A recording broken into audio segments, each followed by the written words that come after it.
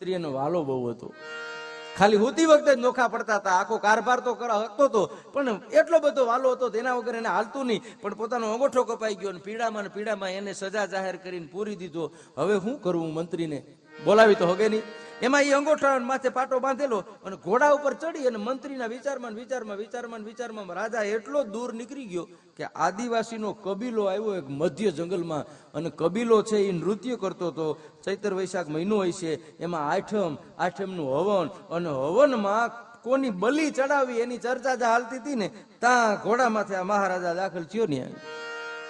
એક જણો જોઈ ગયો કે માતાજીની પ્રસાદી આવે હે, કે બલી ચડાવી છે ને, માતાજીએ મોકલી દીધી, જો આવે એટલે આવ્યો. એટલે આદિવાસી કબીલાના જે પ્રમુખ હતા ને એને કીધું કે પેલા મારી પાસે લઈ આવો, હું જોઈ લઉં બલી ચડે એમ છે કે નહીં.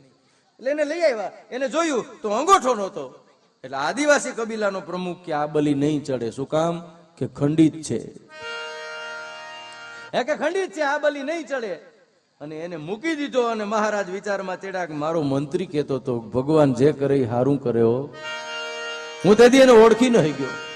બાકી આજ જો આ અંગોઠો હોત ને તો હું નો હોત. ખાલી જાત ઘોડો આ તંગ હતો. મંત્રીએ મને બહુ સાચું કીધેલું, હું એને ઓળખી નહીં ગયો, મારે એની માફી માંગવી જોઈએ. મારતે ઘોડે ગયો અને જેલમાંથી બહાર કાઢીને મંત્રીને કીધું કે મને માફ કરજો મંત્રી, હું તેથી તમને ઓળખી નહીં ગયો. તમે કીધું ભગવાને બહુ સારું કર્યું, ભગવાને બહુ સારું કર્યું, અને મેં તમને પૂરી દીધા, મને માફ કરજો. ત્યારે મંત્રીએ કીધું ભગવાને આય સારું કર્યું કે કાં કે નકર શિકારમાં તમે એકલા ન ગયા હોત, હું તમારા ભેગો હોત અને ગોબો મારો ઉપડી જાત. ભગવાને આય હારું કર્યું, બરોબર છે, મને જે પૂરી દીધો ને એ ભગવાન જે કરે એ હારું કરે. એના માથે મારે તમારે ભરોહો રાખવો પડે સાહેબ. ભરોહાની આ દુનિયા છે સાહેબ.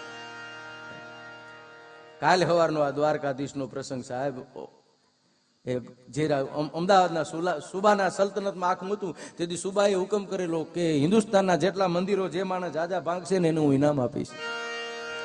જેટલા મંદિરો હિન્દુસ્તાનના જાજા ભાંગશે એ માણસને હું ઇનામ આપી. અને એક મુસ્લિમ સલ્તનતનો જે વડો હતો એ મંદિરો ભાંગતો દ્વારકાના આંગણામાં આવ્યો. પણ એની માએ એક પેટી દીધેલી, કીધેલું બેટા આ પેટી છે ને એ આ ધરતીના એક વલિયા પુરુષ કે સંત કે મહાત્મા કે જે કાંઈ કે એની મને દીધી છે, અને આની અંદર તારું જીવતર પડ્યું છે. બેટા આ પેટીને તું હું કાયમી ભેરી રાખજે, પૂજા કરજે, પેટીને નોખી મૂકતો નહીં. એટલે ઓલો પેટી છે એ ભેરી લઈ આવે, એની અંદર હું છે એ જોયું નથી. અને દ્વારકાધીશના મંદિરને લૂંટવા થઈને આવ્યા, એની છાવણી નખાણી છે, ત્યારે વાતું કરે છે કે હવારે આ દ્વારકાધીશના મંદિરને લૂંટી લેવું છે. અને બે ક્ષત્રિયો નીકળ્યા ત્યાંથી, બે ક્ષત્રિયો ત્યાંથી નીકળ્યા. ક્ષત્રિયના કાનમાં શબ્દ પડ્યો કે દ્વારકાધીશનું મંદિર છે લૂંટવાની વાત કરે. હાય હાય હાય, આપણે જીવીએ છીએ અને કાળિયો ઠાકર લૂંટાય. એટલે બે માંથી એક ક્ષત્રિય કીધું કે એ ઘણા છે, આપણે જીતી નહીં હગીએ. એટલે આ ધરતીના ક્ષત્રિય કીધું કે આપણે જીતી નહીં હગીએ, મરી તો હગશું ને.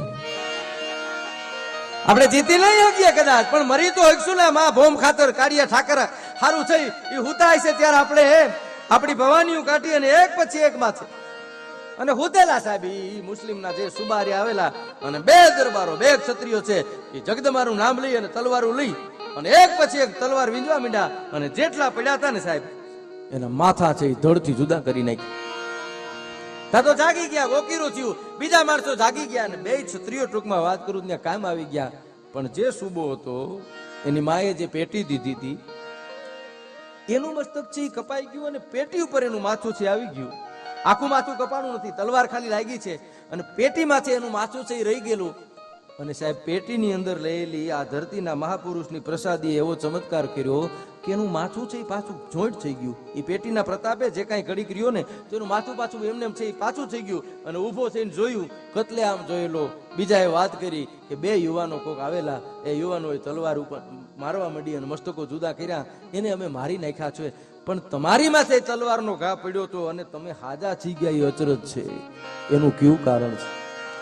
તેથી મુસ્લિમ યુવાન એટલું બોલેલો, મારી માએ મને પ્રસાદી દીધી હતી, કીધું તું કે આ પેટીને ફેરી રાખજે, આ પેટી તારું રક્ષણ કરશે. આ પેટીની અંદર એક એવી ચીજ પડી છે કોઈ દી જોઈ નહોતી કે આ પેટીની અંદર શું પડ્યું છે. અને પોતે હાજો થયો અને જામ પેટી ખોલીને તો પેટીની અંદર ભગવદ્ ગીતા પડી હતી, એની માએ એને દીધી હતી કે તને જ્યારે મુશ્કેલી આવશે ત્યારે ગીતાજી છે એ તારું રક્ષણ કરશે. અને એ મુસ્લિમ યુવાને હુકમ કર્યો હતો કે હવે હિન્દુસ્તાનનું એક મંદિર છે એને હું ભાંગવા નહીં દઉં. આ ગીતાજી જેવો ગ્રંથ જો મને હાજુ કરી શકતું હોય તો કલ્પના કરો આ ધરતીમાં કેવી તાકાત છે. એટલે પૂજ્ય દાસ બાપુને એમ લખવું પડે કાંઈ મહાભારત વાવો અને ગીતા નીકળે. આ ધરતી કોઈ જેવી તેવી નથી સાહેબ. શું નથી આ દુનિયાએ દીધી? હિન્દુસ્તાનની આપણી વાત કરીએ છીએ, આપણી પાસે હું નથી સાહેબ. બધા પાસે એટલું બધું. આમ તો ધરતીનો પેલો વેલો દુનિયાનો ઘાણવો નખાણો ને નંગાભાઈ, તેથી ભગવાનને એમ થયું સૃષ્ટિનું સર્જન કરવું તો હું કરું.